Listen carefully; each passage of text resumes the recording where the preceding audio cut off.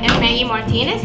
With me today here is Smythe DuVal, and he's running for Secretary of State. And good morning. Introduce yourself. Hey, thank you. My name is Smythe DuVal. I'm a citizen candidate. I am running for the Georgia Secretary of State, running on the Libertarian Party line. We are bringing election reform to this election this year. Election reform is the message I'm bringing, and we're building a coalition of independents, minor parties, disaffected Democrats and Republicans who are interested in bringing electoral reform to the state of Georgia. Thank you for having me this morning. Thank you, thank you. I was reading yesterday your platform. Impressive. Why, thank you. It's impressive, and you study IT, or you are studying right now IT in? Yeah, I am. I'm over at the Kennesaw State University. I'm a graduate student. I have one course remaining, and I graduate in December. It's a Master's of IT degree. My background's in nursing and clinical, but I also had a lot of project management, including a former IT director, so I decided to go ahead and finish that degree. So I am finishing my grad school degree and running a campaign at the same time. Excellent, excellent. So the first question that I have, and I was reading your platform, and it's the ranking choice for voting. It's interesting how you are selling this idea to the people of Georgia. Yes, talk to us about that. I sure will. So ranked choice voting, it's RCV for short, but ranked choice voting is a method of voting in which the voters get to rank the candidates as opposed to just putting a check mark. Okay? And then basically what that means is if you have a list of candidates in front of you, you would get to choose, put a number 1 by your favorite candidate, a number 2 by your next favorite candidate, and so on and so forth. And by doing that, you're providing additional information that's necessary and needed, and that eliminates the necessity of a runoff. It's called an instant runoff feature.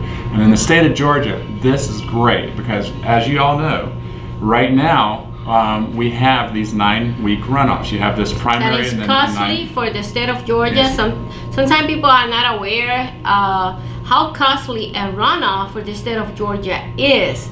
If you take into account that only like 30 or 35% of the people go back and vote again, it's interesting, eh? Oh, you are exactly right. It's extremely costly. We're in the midst of actually trying to get some data and do some research on what is the cost per vote in a runoff. And interesting. We're cost per vote. Yeah, cost, because if you are correct, by the time a runoff takes place, so few voters actually come out to the precincts to vote. And yet the counties are having to set up and staff and do all that again. With ranked choice voting, all that money could be saved. And we're talking not just a few thousand, we're talking millions of dollars statewide that ranked choice voting would save the counties of Georgia. And it comes out to be a huge number. Let me tell you a couple other things about ranked choice voting. Yes. You no longer have to worry about voting for the lesser of two evils here. What that means is that because you can choose your favorite candidate and your second favorite candidate, you can go in and vote for your favorite first, regardless of whether you think that they might win or you think that they might lose. You don't have to worry about the fact that your vote might benefit somebody else that you don't want to benefit. So basically, we have the technology to do this. Yes. It's not that before we couldn't even think about this because we will be counting votes forever. Right. But now we have the advantage of a technology. And in a simple words, tell the people out there what exactly is to rank choice your vote. So what it really is nothing more than you'll have a bubble sheet ballot, and you would put a number 1 next to your favorite, and the number 2 to your next second favorite, and so on. The second favorite. So that means if the first one did not get elected, you don't have to go to a runoff because that's your second choice. That is correct. Your second Excellent. choice is counted. That's the big thing. And the candidate that's going to win in an election in ranked choice voting is the candidate that receives the most 1s and 2s. So picture this. If you have ranked choice voting, you might have a candidate come up to your yard or come up to your door and say, "I see you have my opponent's yard sign, but I would like to be the second choice. Will you please allow me to do that?" That would be great. Yeah, it changes the entire dynamic, because everybody realizes that, you know, in a race like that, you need to get the most ones and twos, and you might not make it on the first ballot line, but you could get on the second voters, and that it makes a much more congenial, less negative campaign. That is great, and that takes us to the next step, is about terms. Mm-hmm. There are people running here year Yes. after year after year, and in a sense, all the people that wants to run for office, even though they could do it, still is uphill. Yeah. How can you tell us about that? Okay, so we're talking about term limits. Term limits. Term limits, and so here's a couple of facts. The U.S. Congress is where we need term limits the most. And when it comes to the state of Georgia, there has been a resolution in front of the General Assembly to support a constitutional amendment to get congressional term limits, right? And you know, 90-some% of the Congress is reelected all the time, and many times those they don't have any competition on the ballot. Term limits is just a fail-safe of making sure that you don't have people returning over and over, year after year after year, and you know, are really not having any kind of competition. That's the problem. The citizens, they're not aware that when you do that, you're not giving others an opportunity to be there, to be a choice within the ballot. That's one thing. And second, because of the problem of the gerrymandering, also is affecting our democracy, and people are not aware really what's going on. Not only that, when it's a runoff, people think, "Oh, I already voted for that person. I don't have to go back and vote again." People sometimes are not aware of the problem of the runoff, and I think your idea of ranked choice voting is excellent. Well, I think but tell me about gerrymandering, because in District 17 in Henry County, we had a situation where Brian Strickland, in conjunction with, I think his name is Jeffrey Farrell, they did a redistricting of the district, so that way Brian Strickland can go and from the House, being a House representative, go to the Senate, which that's exactly what happened. So they didn't have to invest too much money because they already make a decision for the people of Henry County. And I think this hurts our democracy. What can you tell me about that? You're exactly right. Gerrymandering is one of the most serious threats that we have to democracy. A lot of people said, "I've heard about gerrymandering since high school. Why is it such a big deal now?"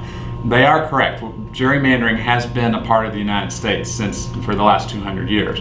What has changed is we now have these extremely powerful computers. We have this extremely powerful mapping software, and we also know a whole lot of data. I mean, when you are on Facebook, when you're on Google, you're leaving a trail of data.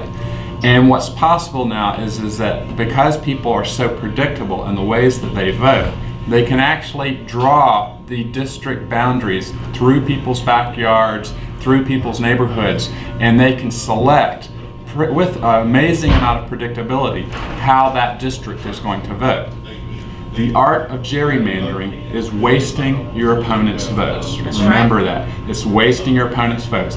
You only need 50% plus 1 to win an election. And however, know that. yeah, but if you pack your opponents into a district, say 60% or 70%, you've wasted those votes in the outlying areas of that, or next to that, or adjacent to that district. And that's what happens with gerrymandering, is they go ahead and pack as many of their opponents into 1 or 2 districts, and then all the other districts are spread out. And that eliminates competition, and it is horrible for democracy. Here's a fact that maybe you haven't heard. In 2016, Georgia House, 80% 82% ran unopposed in November. Unopposed. That's incredible. Yeah, there was no competition for anyone to vote for on the ballot and on the Georgia House in 2016. That is a direct result of the gerrymandering. That it really, why would anybody want to oppose these members if they know for a fact that they're going to be on the losing side? Why would a candidate even say, okay, why am I going to spend the money? Yeah, it's a lot of money. We're talking about just a base amount of money that you spend in a campaign is, we're talking about $200,000. That's just base money. Usually a campaign, especially congressional campaigns and Georgia state like you are running, it could be in the millions. So we're not talking about just a couple of dollars. We are talking about an investment that the candidate needs to do in order to get into office. And in a sense, between the PACs and between the gerrymandering, a lot of people don't get motivated to really run for office because they know they're not going to go anywhere. It basically, somebody is grab the pan through the handle and they don't let it go. That's exactly what's happening in Georgia. Well, it is happening, and here is we've talked about some very big problems already in Georgia. We have the gerrymandering challenges. We know that there's not much competition. We know that we have the problems with expensive runoffs. And part of the reason I am running for Secretary of State was to address the frustration and the confusion with everyday people out there. It's like they tell me, I see that things are messed up. I see that there's a problem. I don't know what to do about it. I don't even know where to start. And that's what I'm addressing. I'm telling you, if you want to figure out a place to start with election reforms that increase political competition. I'll say it again, increase political competition. Because that is the best place to start getting us on the right track again and and reinvigorating our representational democracy. So what does that mean in terms of the topics we've talked about? It means opposing extreme gerrymandering, putting processes and rules in place so that extreme partisan gerrymandering is no longer possible. It means like putting in things like ranked choice voting so that we actually can have more competition in each and every ballot because voters can choose their favorite candidate, not just the candidate that they think is going to win.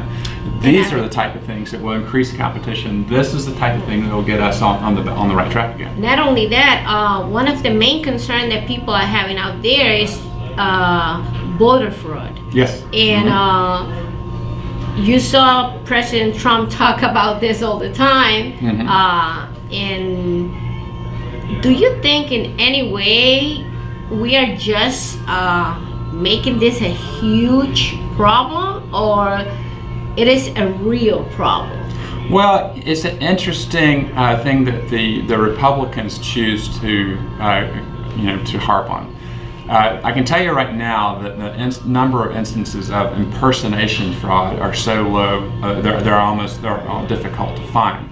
And in terms of any other types of fraud, you got to ask the question: if voter fraud is as big an issue as the Republican nominees are trying to make it out to be, well, what have they been doing for the last 14 years? I mean, Republicans have been in the Secretary of State's office, they've been in the legislature, they've been in the governorship, and they're telling us that voter fraud is a huge problem. Well, where have you guys been? What are you up to? How come you have not resolved it? That's the question. So I think really the voter fraud to me is just a way that they just are getting emotions of the people that want to hear it to vote for them.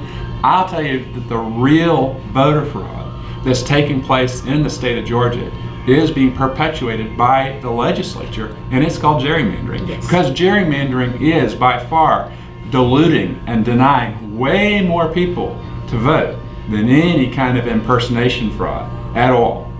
Gerrymandering is by far the institutionalized voting fraud that's taking place in this state. But now that takes us to voting machines. There's a lot of concerns. I was at a debate. It was we were together. Where Barrow County? Yeah, it was or Dalton. It was Dalton County. We were together. I heard him for the first time. about all his idea. I was impressed with his platform, and I think DuVal has a great chance to be the next Secretary of State because he comes with a different mind how to address the things that we need to do in order to make it happen. And I was impressed by his platform because it includes everything that needs to be resolved. Basically, it's like somebody for a moment thought what needs to be done. And voting machines was one of the main concerns during that debate. Now, are we going back to hard copies ballot, or do you think that's just like going back instead of using technology? What's the case with that? That is a great question. And so when we talk about paper ballots or hand-marked paper ballots, people are wondering, okay, so does that mean that we're moving backwards in technology? And really what we're doing is we're proposing that you use the best technology for what you needed to do at that particular moment. And here is a situation that we have now. In Georgia, with the touchscreen machines that we have now, people can select on those touch screens the candidates that they want. However, there is no guarantee that the candidates they pick on that screen is what gets delivered to the central server. It could get hacked. It could get changed en route. Okay, that is the biggest problem with representing candidates or representing votes in electronic form, is that, and any programmer can tell you, you can change the interpretation of that electronic form. Let's talk about a hand-marked paper ballot. With a hand-marked paper ballot, the voter has that paper. They make their mark on that ballot. You can still use technology to read those marks. Like if you recall those bubble scans that we used to do in high school, in which you could, fill out the little bubbles. That concerns me a little bit because remember what happened in Florida with the butterfly. Well, that was a mechanical. That was a mechanical. That wasn't a optical scan. That was a mechanical system. But these, by making the mark on the ballot, it's the voter making the mark on the ballot. You can see their intention. And here's the beautiful thing. If we have to have a manual recount, if a contest is so close, or if there's been suspected cheating, or for that matter, we just need to do an audit. Mm-hmm. If you have to have a manual recount, you can have a committee of 2 or 3 people, usually partisans, but 2 or 3 people say, okay, what was the voter's intention? And everybody can actually read that hand-marked ballot without the need of any other machine. That is why hand-marked ballots are the gold standard for election security. Are there other states using it? Oh yeah, 70% of the other states use 70% use paper ballots. Okay, and the paper ballots. Paper ballots are making a huge comeback just because you can infiltrate, you can hack a computer system, and that is, and in this state we do have the Safe Commission. The Safe Commission is evaluating what's going to be required for the next set of voting machines, and I am definitely a part of the group that is saying hand-marked paper ballots. And you have to be careful because the opposition is really crafty. They'll say just paper ballots, okay? But you're not saying paper ballots. You have to say hand-marked paper ballots, because hand-marked paper ballots is what we want, because they were trying to sell us a system this past year in which there was a printed English on the actual ballot, but the vote was in a barcode at the very top. And they weren't counting what was in English. They were counting what was embedded in that barcode. And that barcode, again, can be programmatically changed to read whatever you want it to read. Okay, people can't, humans can't read barcodes. Nope.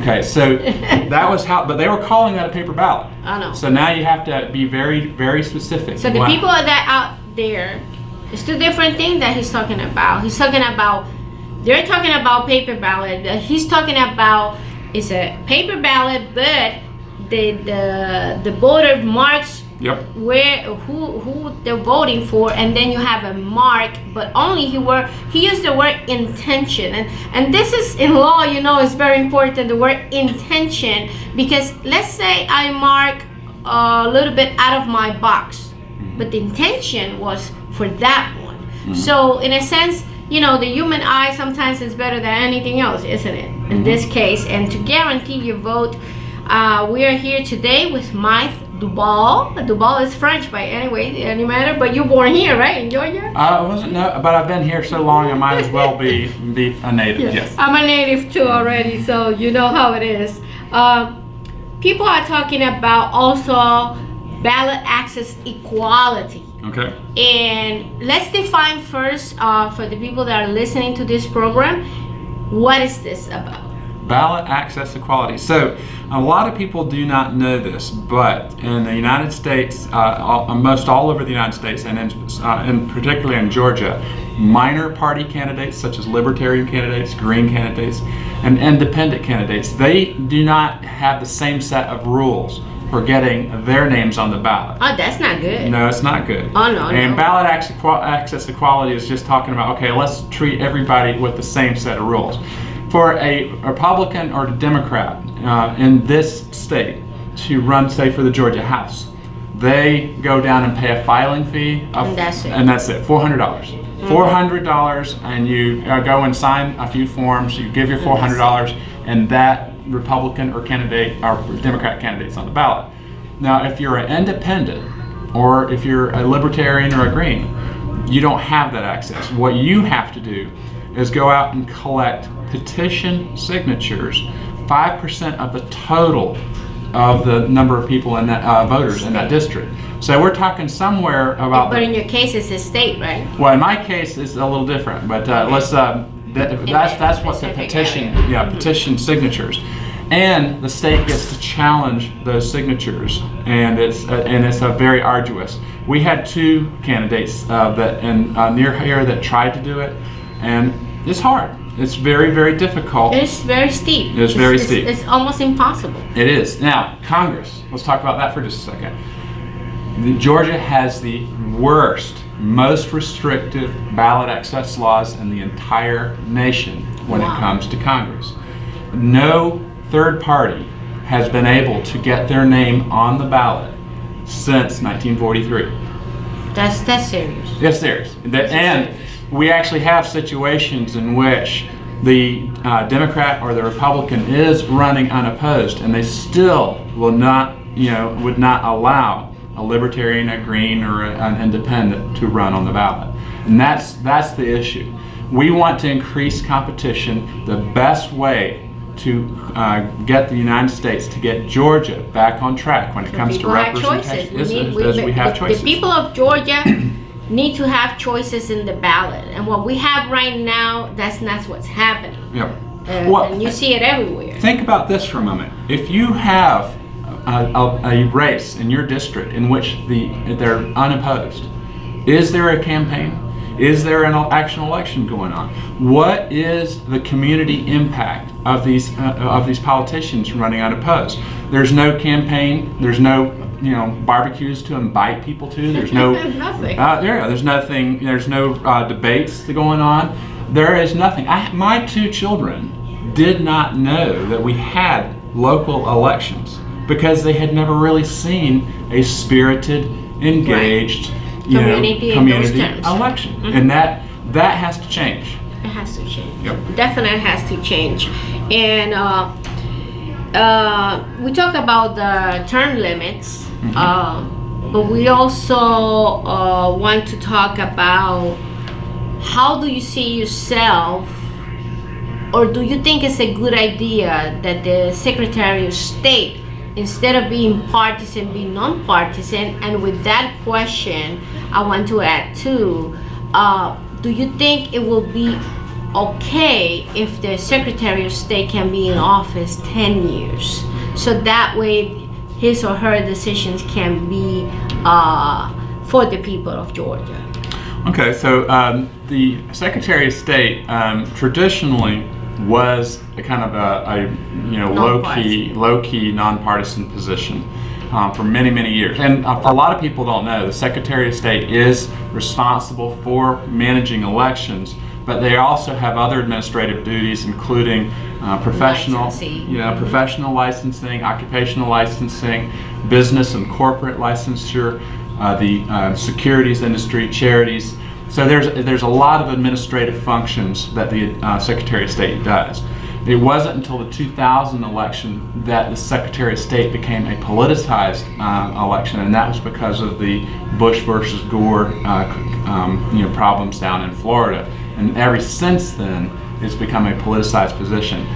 I am one of the things that I offer to the people of Georgia is that I am not a Democrat and I am not a Republican. I do not owe their party leadership anything. I'm not using this as a stepping stone to get to the governor. I don't owe their lobbyists anything. And when it comes to being a referee between those two parties, I'm perfectly suited to do that because I don't have a dog in their fight. Mm-hmm. So when the fight over the next Secretary of State in Georgia is going to be intense between the two parties because we do have reapportionment coming up in 2021, and they want to have a person at the table. They want to be able to pick and choose which lawsuits are going to get soft pedaled and which lawsuits are going to be pushed aggressively. And that's why they are going to be fighting so much for that particular office. I am, like I said, I'm not on, let me say that again, I am unbiased. I don't have a dog in their fight. I am one of the best choices for this position, not only because of the skill set, but because I'm going to be putting the people of Georgia, regardless of their party affiliation, I'll be putting their interests first. That's very important. Very important. Well, we have to come to an end here at 92.3 radio station FM. With us today is Smythe DuVal. Yep. I said that right. Yes, okay. Smythe DuVal. Smythe DuVal. He's running for Secretary of State for the state of Georgia. And it's very, very important that you have choices, that you are out there thinking, who should I vote for? But check it out. Check him out and see what he comes about.